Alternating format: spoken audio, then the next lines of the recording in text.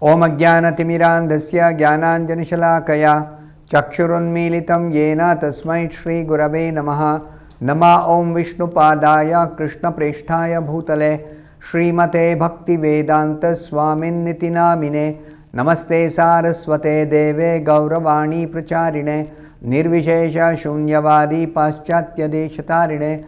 Jaya Shri Krishna Chaitanya Prabhu Nityananda Shri Advaita Gadadhara Srivasadi Gaura Bhakta Vrinda. Hare Krishna Krishna Krishna Hare Hare Hare Rama Rama Rama Hare Hare. Om Namo Bhagavate Vasudevaya. Narayanam Namaskritya Naram Chaiva Narottamam Devim Saraswatim Vyasam Tato Jayam Mudirayet. In this session, we'll be discussing from the 16th verse of the 16th chapter of the first canto of Srimad Bhagavatam. This is a very nice verse. Sarathya Parashada Sevana Sakhya Dautya Virasana Anugamana Stavana Pranaman Snigdheshu Pandushu Jagat Pranatim Cha Vishno Bhaktim Karoti Nripatis Charanara Vinde. Beautiful verse. What is the meaning of this verse?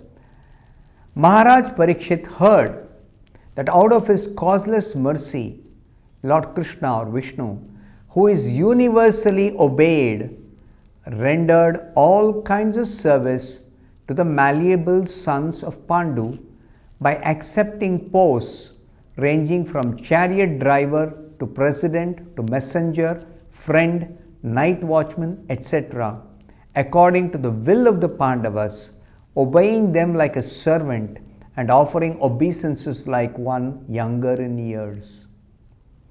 When Parikshit heard this, he became overwhelmed with devotion to the lotus feet of the Lord. What a beautiful description here.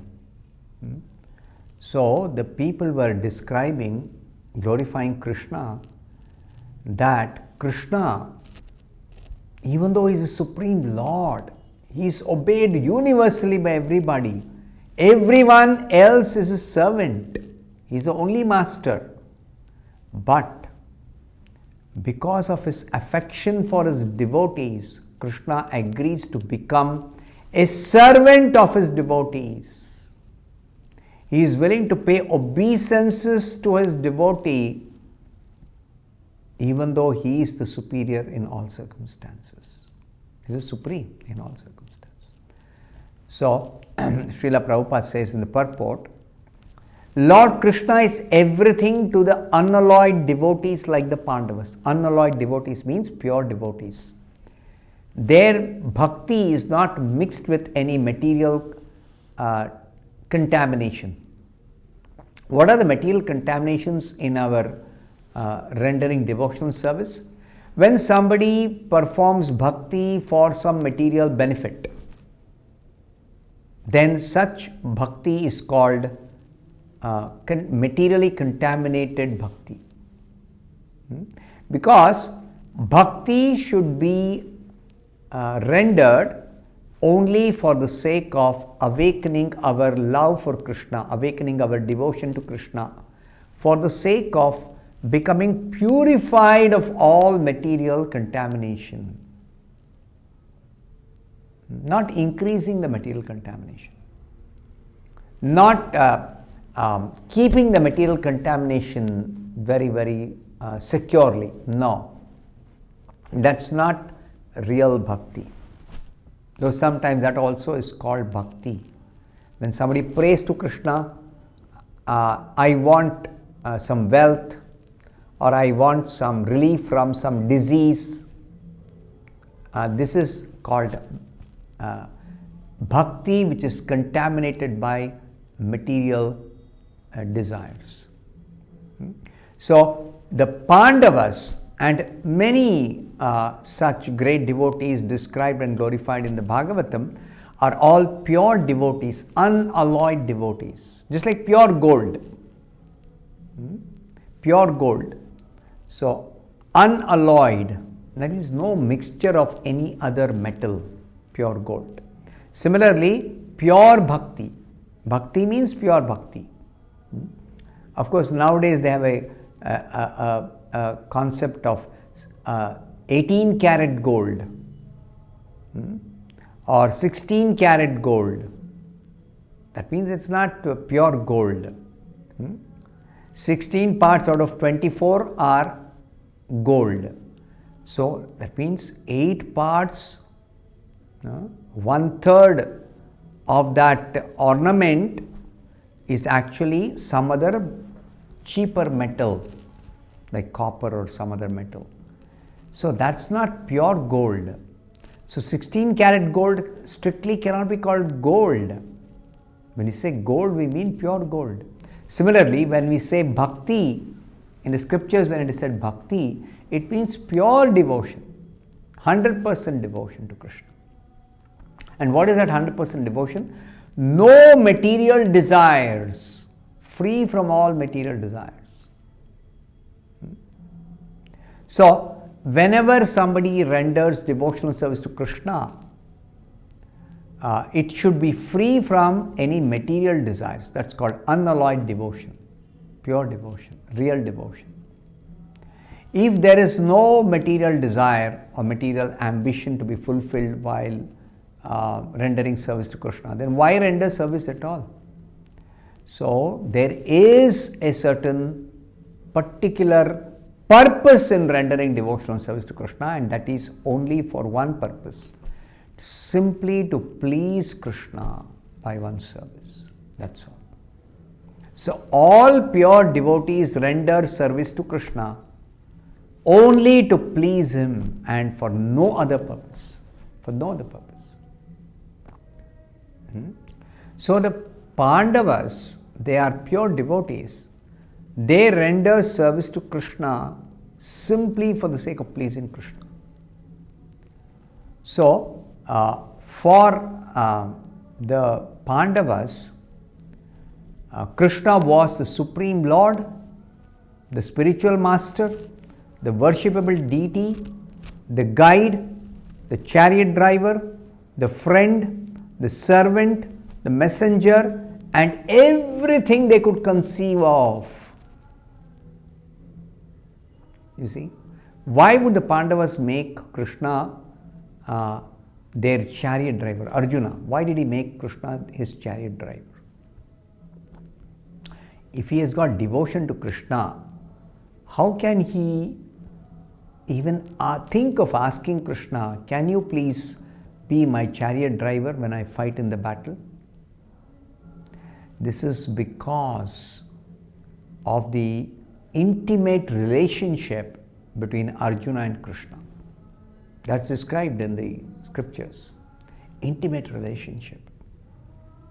In their intimate relationship, devotees forget Krishna is the Supreme Personality of Godhead. And Krishna also likes the devotees reciprocating with him or serving him intimately while not being conscious of Krishna's supreme position. Because that supremacy of Krishna comes in the way of their rendering intimate loving service. Just like Mother Yashoda. If she is conscious that Krishna is the Supreme Lord, then she cannot show her motherly affection to Krishna. If Krishna becomes naughty, Mother Yashoda does not chastise Krishna, then where is motherly affection? Nor can Mother Yashoda actually do any service in terms of her motherly affection. If she knows Krishna is Supreme Lord, where is question of feeding Krishna? If Krishna is Supreme Lord, he never becomes hungry, he is never in need of any food. He is the one who is supplying everybody, he is completely self-satisfied. He is full in himself, he is not in need of any food, he never gets hungry. So, the service is simply for the sake of loving reciprocation between the Lord and his pure devotees. This should be understood. Now, when the devotee renders service to Krishna, to please Krishna, Krishna reciprocates by himself becoming the servant of his devotees or himself rendering service to the devotees, again to please the devotees. Just like devotees want to please Krishna by serving Krishna, Krishna wants to please his devotees by serving them. Please understand, when the scriptures say we are servants of Krishna, the concept of servant of Krishna is not like the concept of servant in the material world. Never mistakenly think that servant means servant like in the material world. No. In the spiritual world, all positions are absolute positions. Prabhupada explains this in another place. The servant is the master is the servant. There is no difference. What is the meaning of that? Like Krishna demonstrated before the battle of Kurukshetra, Krishna is the Lord or playing the role of the Lord, and Arjuna is playing the role of the subordinate to the Lord. But on the battlefield of Kurukshetra, Krishna agreed to become the chariot driver of Arjuna. And Arjuna ordered Krishna, please take my chariot between the two armies so that I can see with whom I have to fight. Senayor ubhayor madhye ratham sthapaya mechyuta. He is ordering Krishna. Krishna says, okay, according to your order, I will take the chariot between the two armies. So, this is the kind of reciprocation between the Lord and his devotees. So, Maharaj Parikshit, as a pure devotee of the Lord, he could appreciate the Lord's transcendental reciprocation of the feelings of his devotees. And thus, he himself was also overwhelmed with the dealings of the Lord. He began to feel Krishna is so kind to his devotees that he is willing to do anything for his devotee. Just like the Pandavas. Krishna acted as a night watchman for the Pandavas because they were exiled. And in the forest, you see, they are not with all their army and the security. No, they are without that. So, if there is danger, what happens? Krishna's devotees. So, naturally, when they are in danger, as devotees, they think of Krishna. And Krishna immediately responds to his devotees. So, because Pandavas were in forest and there was danger at night, Krishna used to be guarding the Pandavas as the night watchman when they have to take some rest. You see? There is a word used here. Prabhupada says that in this description of what all Krishna was to the Pandavas, Veera Asana. Veera Asana, Krishna accepted the post of Veera Asana means acceptance of the post of a watchman with a drawn sword at night. Like he is holding a sword and waiting upon the Pandavas that nobody should harm the Pandavas. If somebody comes or attempts to even attack the Pandavas, they are going to be immediately killed with the sword. So that kind of service Krishna accepted out of his affection for the Pandavas, simply because of affection. So in this way, Parikshit heard that the dealings of the Lord and his pure devotees is so very sweet, so very relishable, that Parikshit began to feel himself, his devotion towards Krishna being aroused into ecstasy.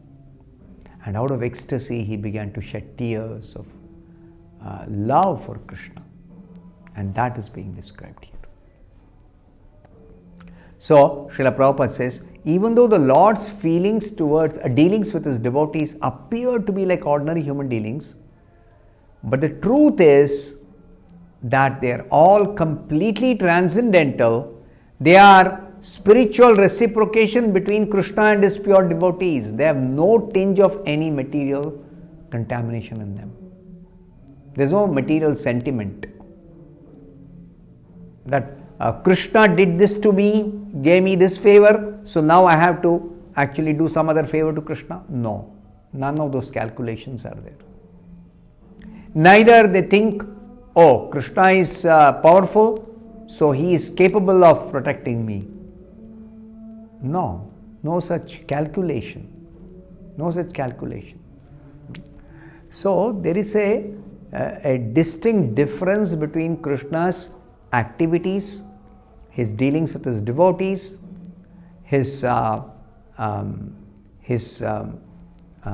incarnations, and the conditioned souls performing some activities or relating with other conditioned souls. There's a lot of difference between the two. So therefore, hearing about Krishna's activities itself is devotional service, is completely a transcendental activity, and it purifies us and makes us eligible to go back home, back to Godhead. So I'll stop here. Thank you very much. Hare Krishna.